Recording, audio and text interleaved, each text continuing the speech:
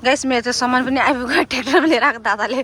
ट्र्याक्टरको भाडा पनि उठ्छ गाडीको भाडा भन्दै थियो अहिले अब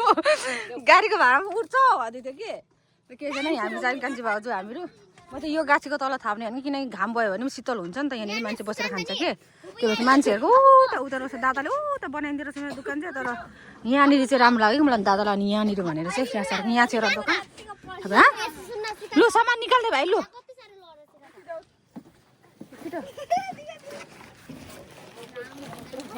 बेसी चाहिँ छैन कि सामान तर चाहिँ अब कुर्सीहरू छ नि त अनि कुर्सीहरू चाहिँ अनि भएर चाहिँ उता दादाको घरमा राख्नु भनेर चाहिँ अनि आज चाहिँ पुऱ्याइदैन दादा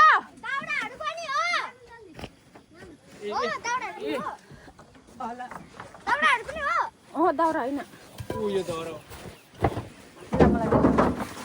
म अर्को गर्छु